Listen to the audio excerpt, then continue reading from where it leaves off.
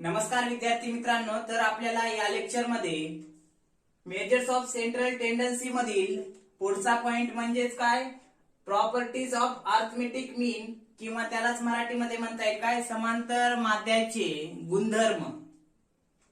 समांतर माध्याचे काही गुणधर्म आहेत, ते कोणते आहेत ते आपल्याला बघावं लागेल. तर बघा, पहिला गुणधर्म कोणता आहे,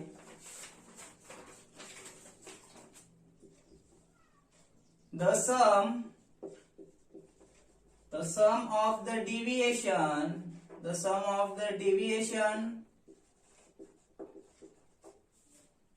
of the given value from the arithmetic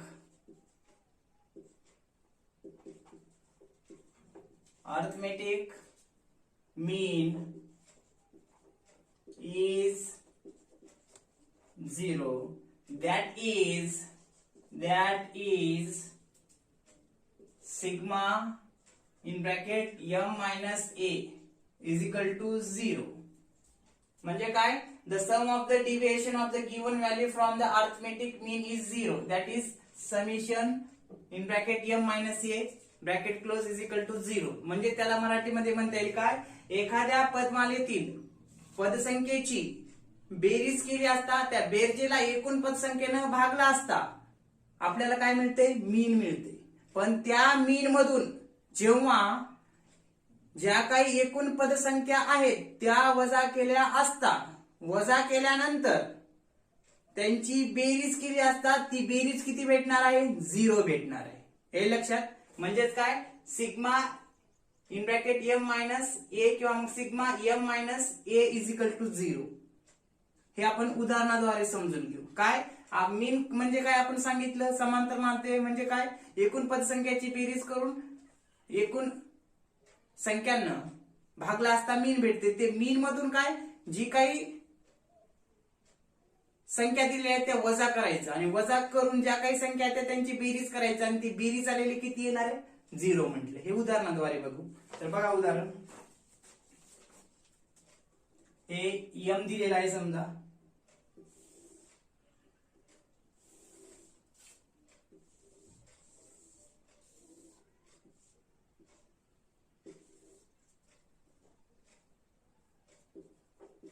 m minus a.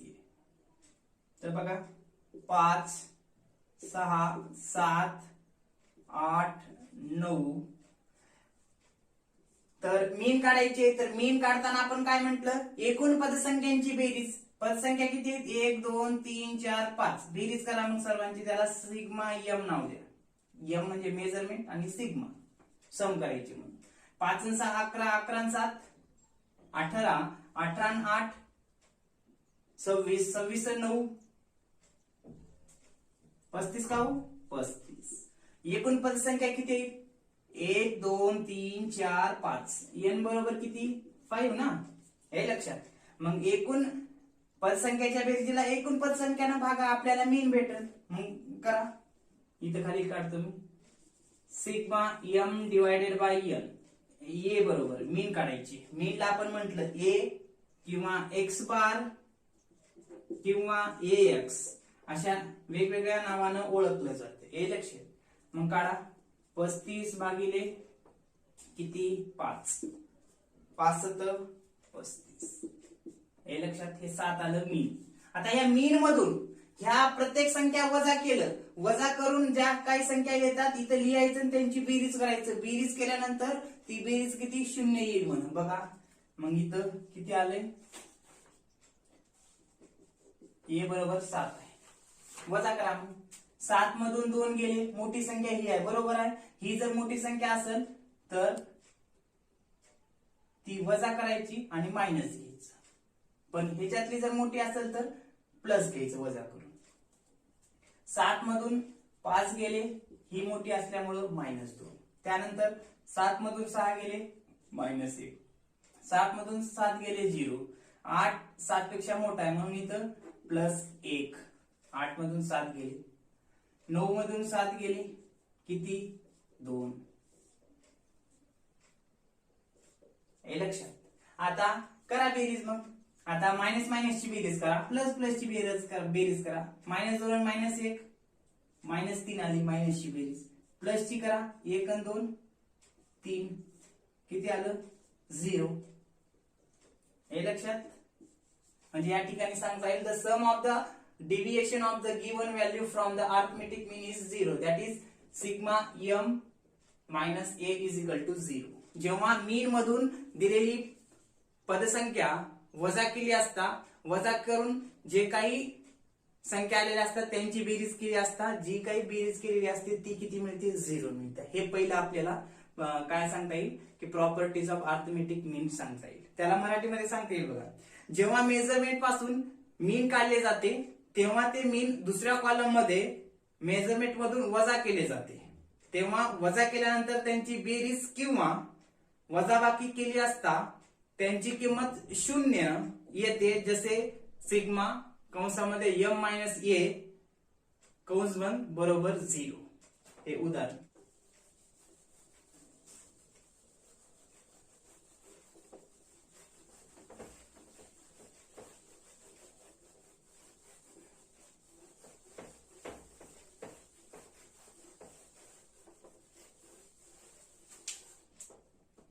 काय म्हणले बघा दुसरी properties. Number 2 the sum of the squared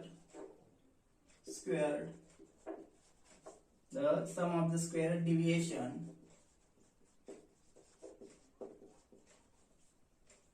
of the given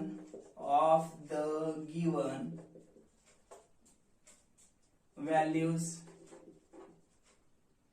from the arithmetic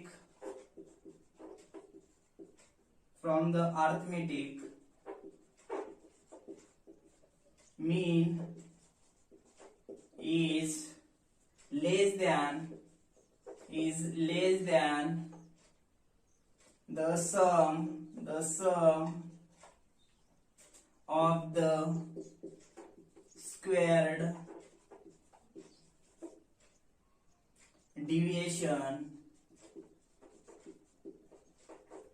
deviation of the given values from any other values. काय म्हणले the sum of the square deviation of the given values from the arithmetic mean is the less than the sum of the square deviation of the given values from any other values. म्हणजेच या ठिकाणी सांगता येऊ शकते काय की आपण दिलेल्या पद संख्यावरून पदसंख्याची बेरीज केली, एकूण पदसंख्यानं त्या पदसंख्येच्या बेरजेला भागलं, मीन काढलं, त्या मीनच्या साहाय्याने एकूण पदसंख्या वजा केल्यानंतर त्यांची काय मायनस मायनस ची बेरीज केली, प्लस प्लस ची बेरीज केली.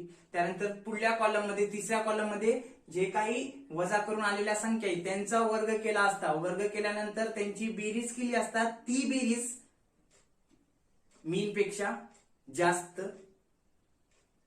असणार आहे किंवा असते हे सांगितले. उदाहरणाद्वारे बघू.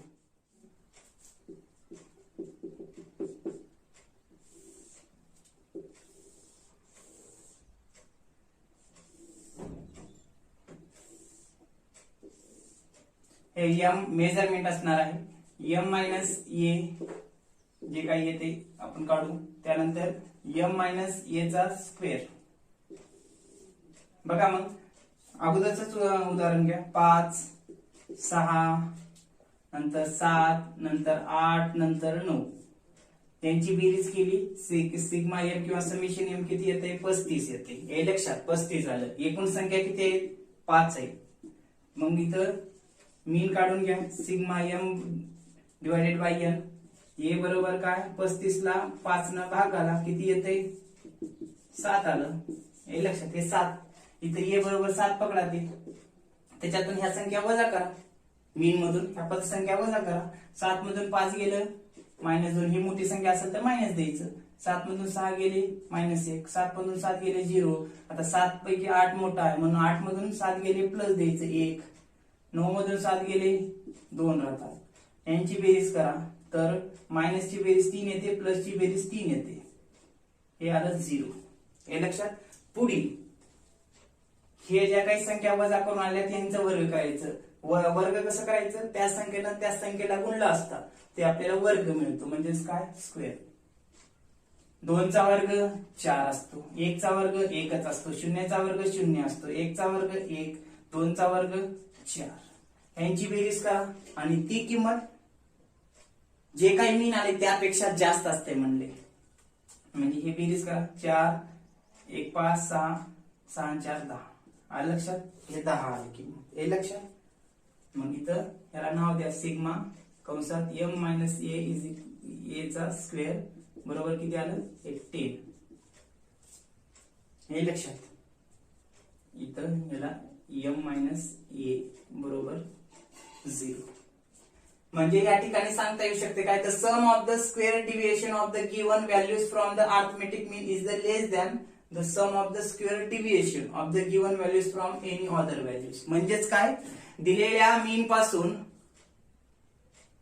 किंवा ज्या काही पदमूल्यापासून मीन काढलेला आहे त्या मीन मधून एकूण पदसंख्या वजा केल्या असता जे काही संख्या मिळते 0. हे पहिली आपल्याला काय सांगता येईल, प्रॉपर्टी सांगता येईल. आणि त्याच्यामध्ये ऍडिशन काय केले, त्यांचा वर्ग केला असता, वर्ग करून त्यांची बेरीज केली असता जी काही बेरीज येणार आहे ती मीन पेक्षा जास्त येणार आहे. मीन किती आले 7 आणि वर्ग करून किती आले 10, म्हणजे जास्त आहे. म्हणजे ही दुसरी प्रॉपर्टीज सांगता येते. त्यानंतर तिसरी प्रॉपर्टीज बघा.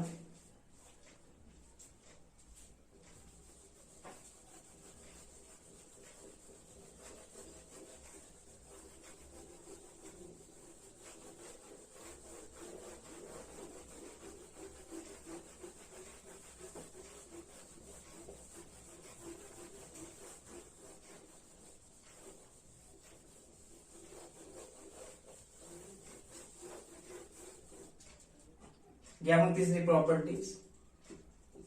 The sum of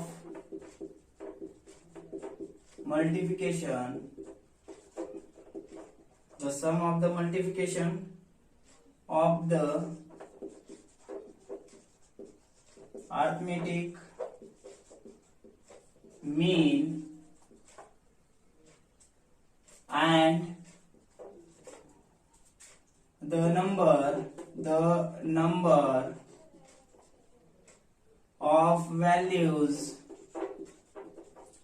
of values, on which the mean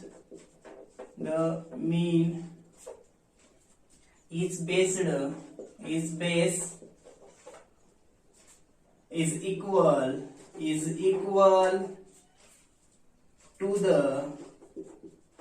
the sum of all the given values, that is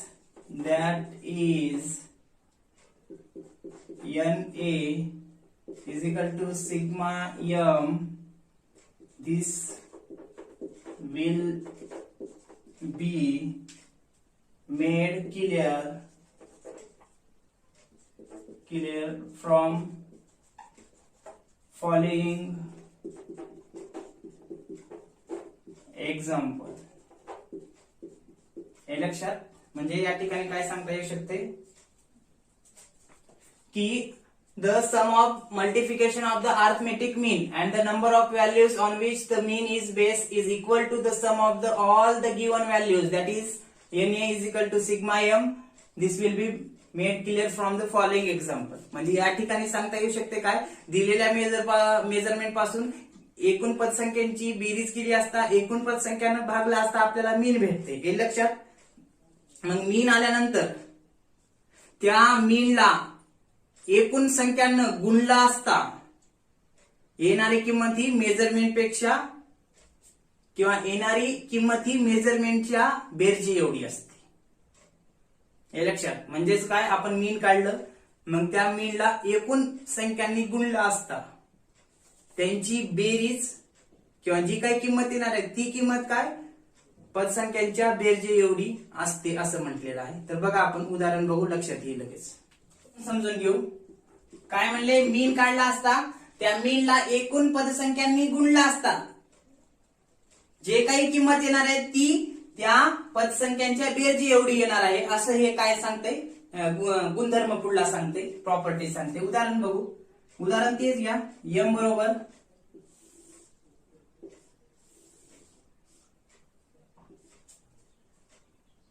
5, 6, 7, 8, 9 यांची बेरीज केली. 5 आणि 6 11, 11 आणि 7 18, 8 आणि 8 26, 26 आणि 9 35. सिग्मा m बरोबर काय 35 किंवा समेशन m बरोबर 35. एकूण संख्या किती आहे तर 5. मीन काढून घ्या. सिग्मा m भागिले n किती येते, 35 ला 5 न बघा किती आलं, 7. हे मीन आलं. आता या मीनला एकूण पदसंख्या ज्या आहेत त्यांनी गुणला असता जी काही किंमत येणार आहे ती किंमत किती असणार आहे, या पदसंख्यांच्या बेरजी एवढी येणार आहे.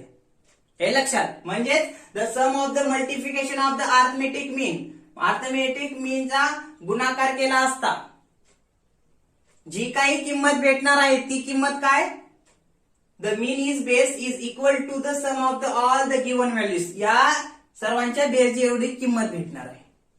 बघा मीन काढलं, त्या मीनला एकूण पदसंख्यानं गुणा.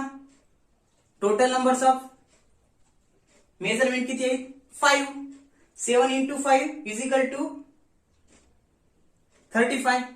You will be get 35. मग इथं A बरोबर 7. सिग्मा म्हणजे n बरोबर किती आहे 5. करा मग काय A इंटू n करा. 7 इंटू 5 किती येते 35. 35 येते. म्हणजेच या ठिकाणी सांगता येऊ शकते हे काय n ए बरोबर सिग्मा m. जे काही मीन येणार आहे गुणाकार करून मीनला एकूण पदसंख्याने गुणल्यानंतर किती येणार आहे किंमत 35.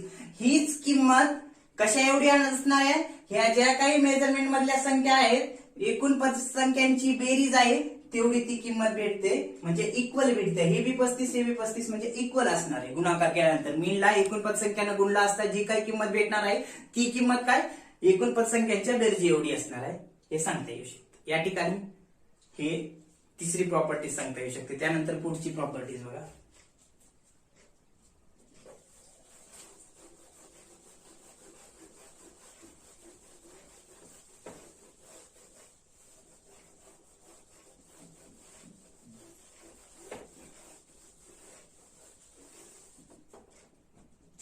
नंबर 4 बघा.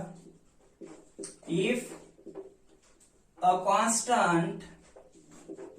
constant amount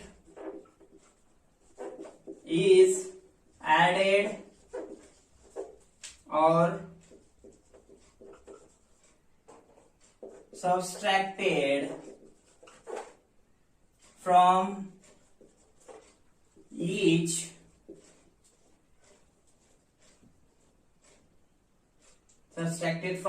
value given, the mean is also added or subtracted by the same constant amount.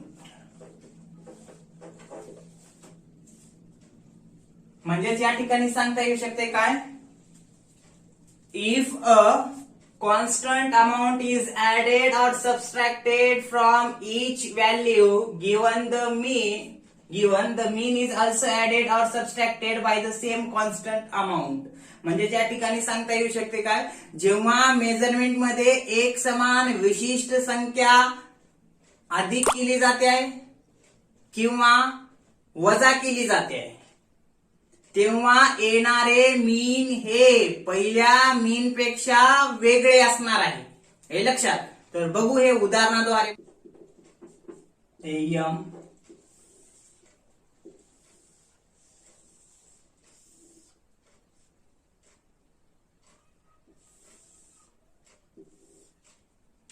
5, 6, 7, 8, 9. Sigma M यांची बेरीज येणार आहे 35. एन किती येणार आहे? 5 येणार आहे. मग भागाला ए काढून घ्या, मीन काढून घ्या. 35 ला 5 न भागाला ए बरोबर आले 7. आलं लक्षात. 3 is added of each value.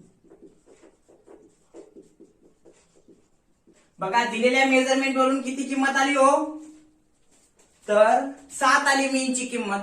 आता जे काही पदमूल्य आहे त्या पदमूल्यामध्ये एक समान विशिष्ट संख्या अधिक केली असता, हे लक्षात, दिलेल्या पदमूल्यामध्ये एक समान विशिष्ट संख्या अधिक केली असता येणार मीन, त्यापासून जे काही काढलं जाणार आहे ते पहिल्या मीन पेक्षा वेगळं असणार आहे. आता बघा या प्रत्येक नंबर मध्ये 3 ऍड करू. हे लक्षात करा. मग 5 3 ऍड केलं 5 मध्ये 8, 6 मध्ये ऍड केलं 9, 7 मध्ये ऍड केलं 10. हे लक्षात. मग 8 मध्ये 3 ऍड केले 11 आणि हे 12. यांची बेरीज करा, हीच येईल 50. हे लक्षात. हे लक्षात. बेरीज केली यांची 8 आणि 9 17, 17 27, 27 एक 28, 28 आणि 10 38, 38 आणि 12 50. आणि एकूण संख्या किती आहे? एन बरोबर 5. 50 ला 5 न भागा, मीन काढून घ्या इथं पण.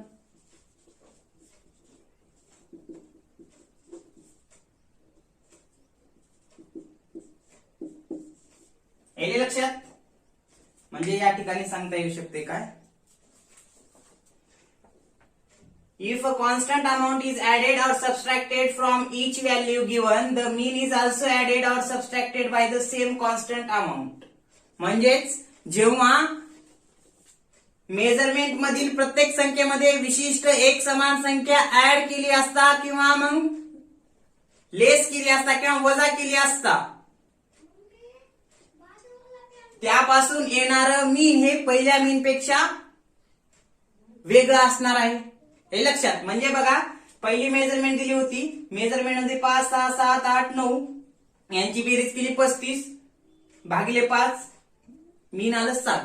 पण या मेजरमेंट मध्ये कॉन्स्टंट अमाऊंट इज ऍडेड और सबट्रॅक्टेड फ्रॉम ईच व्हॅल्यू. प्रत्येक किमतीमध्ये एक समान संख्या ऍड केली असता, केली संख्या ऍड. 5 मध्ये 3 ऍड केले, 6 मध्ये 3 ऍड केले, हे ऍड करून घेतले. ऍड केल्यानंतर बेरीज केली, बेरीज आली 50. एन बरोबर 5. 50 ला 5 न भागलं 10 आलं. पहिलं मीन 7 आहे, दुसरं 10 आहे. हे लक्षात. म्हणजे या ठिकाणी काय सांगता येऊ शकते, जर पदमूल्यामध्ये विशिष्ट एक समान संख्या ऍड केली असता, ऍड केल्यानंतर जे काही मीन काढलं जातं हे पहिल्या मीन पेक्षा वेगळं असणार आहे. हे लक्षात. हे सांगता येऊ शकते. त्यानंतर पुढचं या ठिकाणी सांगता येऊ शकते प्रॉपर्टीज किंवा जे काही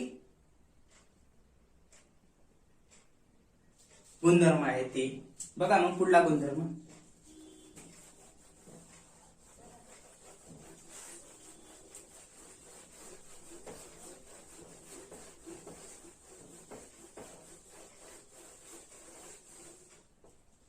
पुढला गुणधर्म किती नंबर हो? 5 ना. if each values given is multiplied or divided by a constant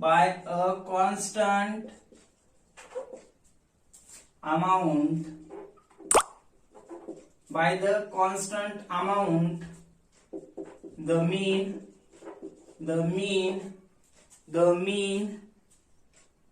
is also get multiplied, the mean also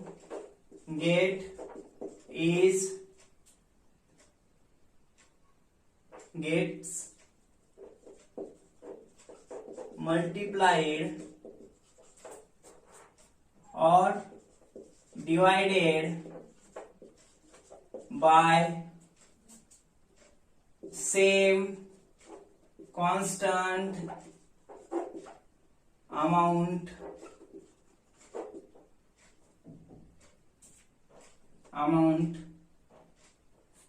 for example.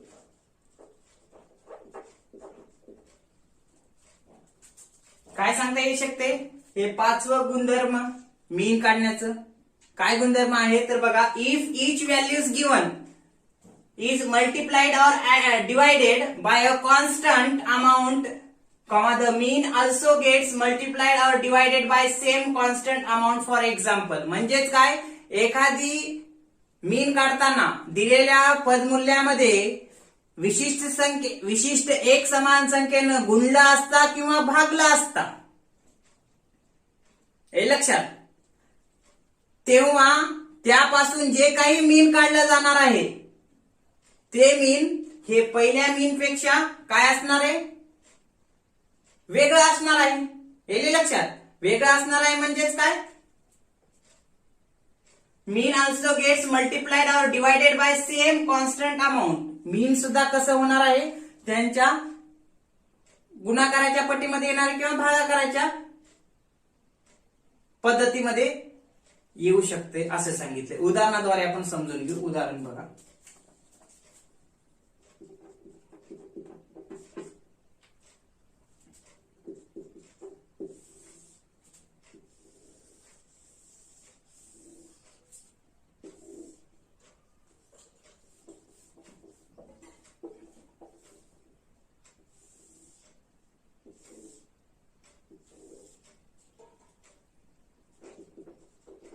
each value is multiplied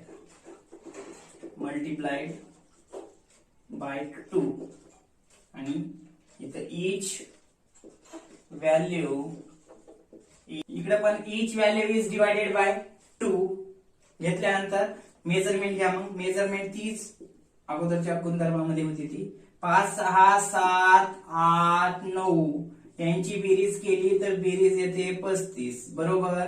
n बरोबर 5. मीन काढून घ्या. ए बरोबर सिग्मा m भागिले n. 35 ला 5 न भागलं तर किती येईल आन्सर, तर ए बरोबर येते 7. हे मीन आलं. आता या प्रत्येक पद मूल्यामध्ये काय म्हणले, विशिष्ट एक समान संख्या multiplied or divided by a constant, एक समान संख्या न ह्या संख्यांना गुणला असता किंवा भागला असता तेव्हा त्यापासून जे काही मीन येणार आहे ह्या पहिल्या मीनच्या पटीमध्येच असणार आहे. एकतर गुणाकाराच्या पटीत वाढू शकते किंवा भागाकाराच्या पटीत कमी होऊ शकते. तर बघा, मग प्रत्येक संख्येला काय गुणाकार करून घ्या. Each value is multiply by 2. 5 ला 2 न गुणा आलं 10. इथे लिहितो 5 गुणिले 2 10. 6 ला 2 न गुणलं किती आलं 12. 6 गुणिले 2 इथं 7 दुनी 14. 7 गुणिले 2 इथं 8 दुनी 16. 8 गुणिले 2. ईच व्हॅल्यू कॉन्स्टंट व्हॅल्यू न आपण गुणाकार करावा. इथं 18 आलं किती 9 गुणिले 2. हे समजण्यासाठी ह्यांना गुणाकार केले ह्या 2. यांची बेरीज करा सर्वांची. ती बेरीज किती येईल तर सिग्मा एम बरोबर 70 येईल यांची बेरीज. एकूण संख्या किती आहे, एन बरोबर 5. 70 न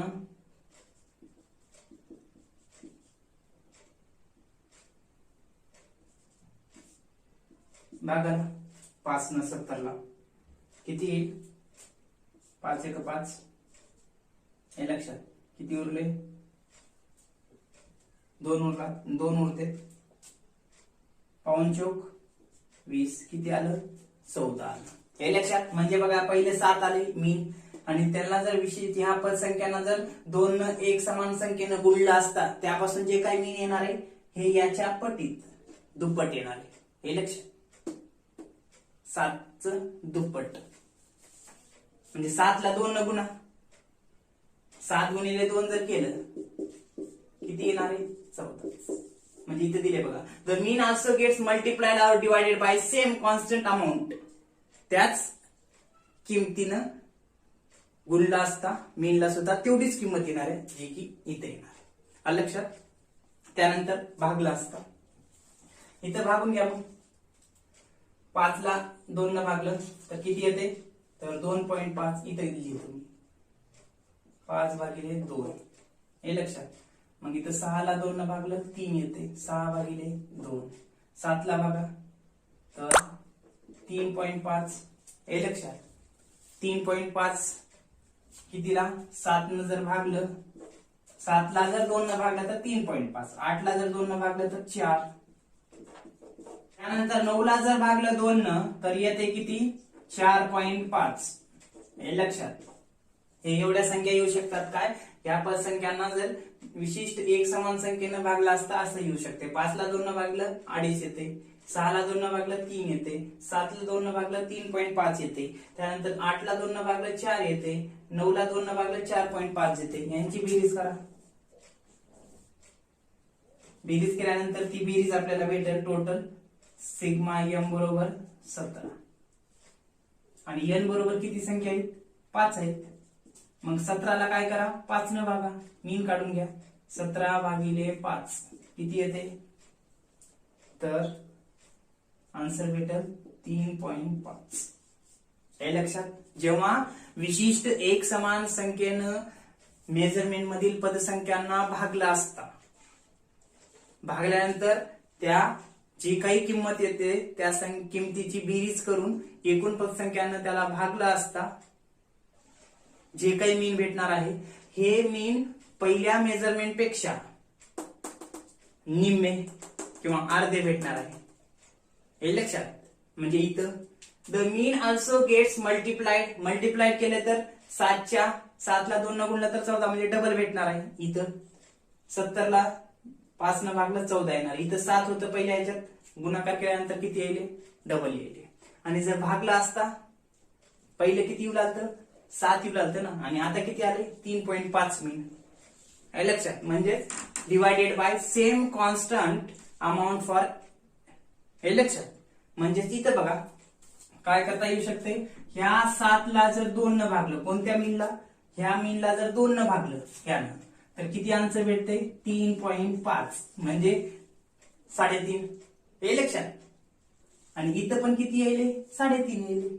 म्हणजेच या ठिकाणी सांगता येऊ शकते पुढली प्रॉपर्टी काय, if each value given is multiplied or divided by a constant amount, the mean also gets multiply or divided by same constant amount. हे लक्षात. म्हणजेच काय, जेव्हा पदमूल्याला विशिष्ट एक समान संख्येनं गुणला असता किंवा भागला असता, हे लक्षात, त्यापासून जे काही मीन येत असते ते पहिल्या मीन पेक्षा दुप्पट किंवा मल्टिप्लाय मध्ये येते. आणि जेव्हा एक समान संख्येनं पदमूल्याला भागला असता आणि त्यापासून मीन काढला असता, ते मीन काय पहिल्या मीनच्या निम्म किंवा अर्ध येते. हे आपल्याला या ठिकाणी या उदाहरणाद्वारे समजून घेता येऊ शकते. हे लक्षात. तर यानंतरच पुढली प्रॉपर्टीज बघा त्यानंतरची पुढली प्रॉपर्टी घेऊ, म्हणजे शेवटची प्रॉपर्टीज किंवा शेवटचं गुणधर्म या समांतर माध्याचं.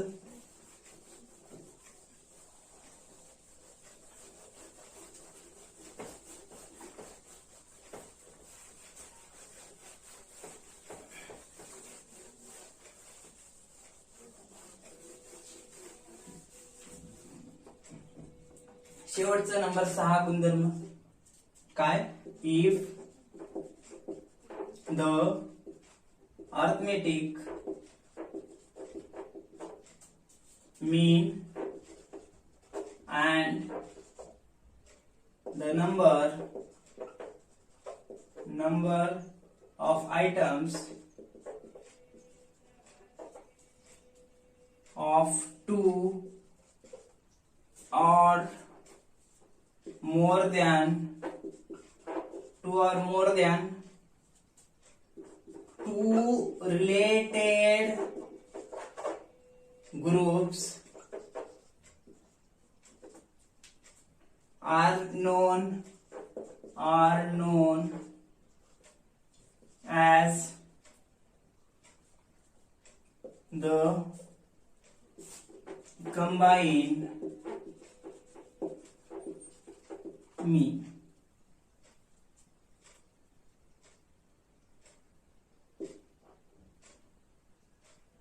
Can be calculated by using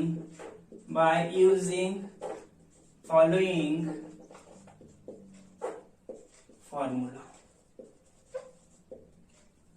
बघा फॉर्म्युला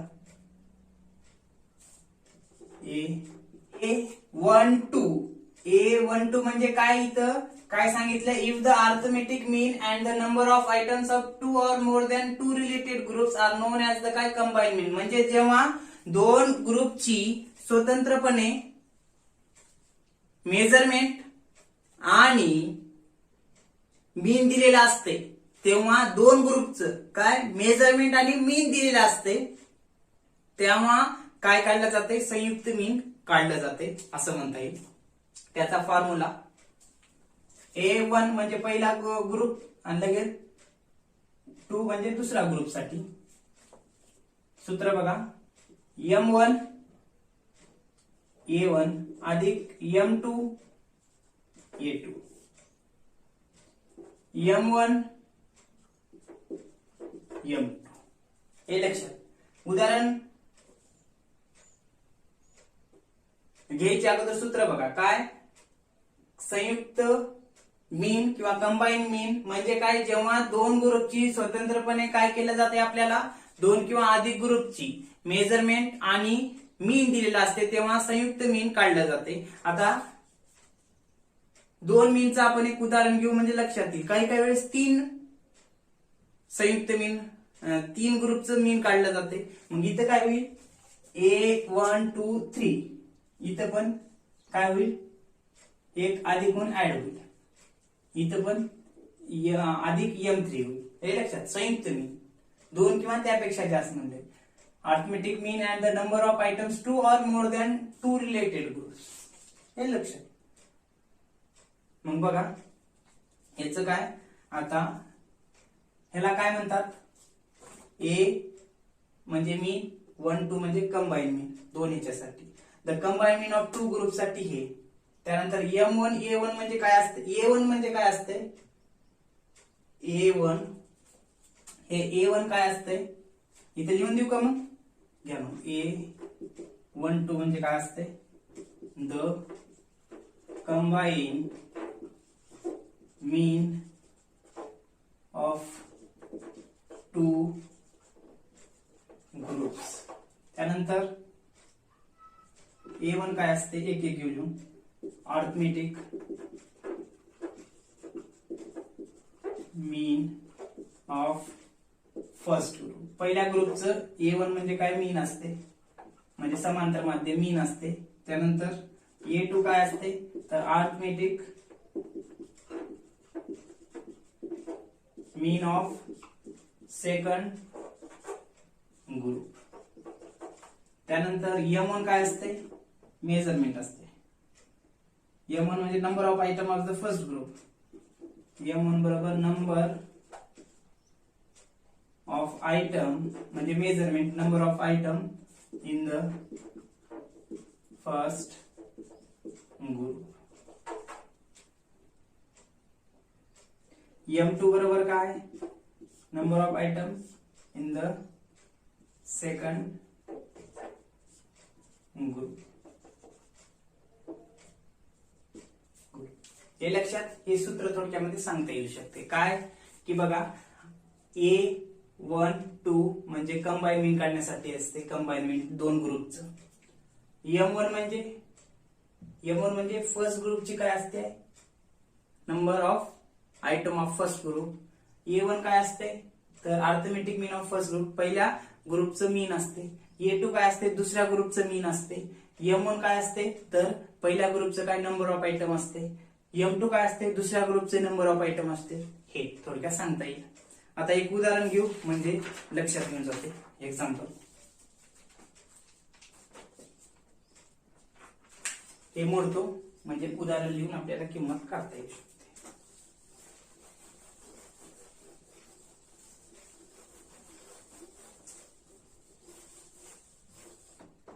बघा उदाहरण, the mean of height of 100 students of 11th standard in a college is 165 centimeters and the height of 80 students of 12th standard of the college is 167.25 centimeters. Full stop. Compute किंवा calculate the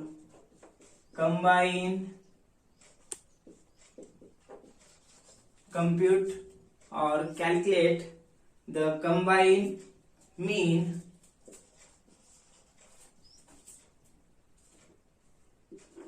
height of 180 students of the college. काय म्हटले हो बघा की मीन दिलेला आहे 100 विद्यार्थ्यांचं. 11वी मधील 100 विद्यार्थ्यांचं मीन दिलेला आहे किती सेंटीमीटर मध्ये, म्हणजे एका कॉलेजमधील 11वीच्या 100 विद्यार्थ्यांचं समांतर माध्य किती आहे, तर 165 सेंटीमीटर आहे. त्याबरोबर काय दिलेलं आहे, दुसरं एक मीन दिलेलं आहे. काय म्हणले, 12वीच्या विद्यार्थी म्हणजे त्याच कॉलेजमधील 12वीचे विद्यार्थी किती आहेत, 80 आहेत. इथे किती होते, 100 विद्यार्थ्यांचा 11वीच्या 165 सेंटीमीटर उंची होती. दुसरी बाब म्हणजे काय, त्याच कॉलेजमधील 12वीचे जे काही 80 विद्यार्थी होते त्यांची उंची जर पाहिली तर ती उंची होती सेंटीमीटर मध्ये 167.25. तर काय काढा म्हणले, compute the combine mean height of 180 student of the college. त्या कॉलेजमधील जे काही एकूण 11वी 12वीचे 180 विद्यार्थी त्यांचं संयुक्त समांतर माध्य किंवा संयुक्त माध्य किंवा मध्य काय असेल हे काढा म्हटले. तर बघा काढू, सूत्र हेच आहे. मग A12 combine mean of 2 group साठी बरोबर हे सूत्र M1 A1 अधिक M2 A2 घ्यावं लागेल. घ्या मग काय, तर डायरेक्ट किती लिहू का, तर बघा या ठिकाणी मीन म्हटले 11वीचे विद्यार्थी किती आहेत, 100 आहेत. यांचं मीन किती आहे, 165 आहे. हे लक्षात, म्हणून सूत्र आधी घेतली. आधी इथे किमती थोडक्यात लिहून घेतो. ही किंमत काढायची. तर M1 बरोबर 100, A1 बरोबर 165 सेंटीमीटर, त्यानंतर M2 बरोबर 80, त्यानंतर A2 बरोबर किती 167.25 सेंटीमीटर. काय काढा म्हणले, हे काढा म्हणले. लक्षात, सूत्रात किमती ठेवा. मग A12 बरोबर कंबाईन मीन बरोबर 100 हे गुणिले मीन किती दिले 165 अधिक 80 गुणिले 167.25 त्यानंतर 100 अधिक 80 सूत्रानुसार किमती ठेवल्या. करा मग A12 बरोबर गुणाकार करा 100 गुणिले 165 हे लक्षात 100 गुणिले 165 केलं 16,500 अधिक 80 गुणिले 167.25 यांचा गुणाकार केला तर ते 13,380 गुणा यांची बेरीज करा 100 प्लस 80 180 हे लक्षात मग ए बरोबर यांची बेरीज करा वरल्याची 16,500 आणि 13,380 यांची बेरीज येते 29,880 भागिले 180 तर कंबाईन मीन किती भेटेल आपल्याला संयुक्त मध्य 166 सेंटीमीटर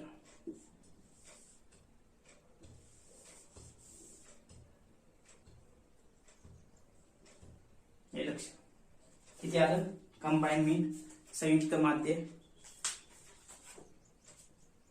166 सेंटीमीटर दोघांचं संयुक्तरित्या जर काढलं हे संयुक्त माध्याचं सूत्र आहे हे लक्षात तर या ठिकाणी थोडक्यात हे समांतर माध्य दोन ग्रुपचे दिले असता संयुक्त माध्य कसं काढलं जाते तर या पद्धतीने काढलं जाते ही 6 नंबरची प्रॉपर्टी आपल्याला सांगता येऊ शकते तर या ठिकाणी काय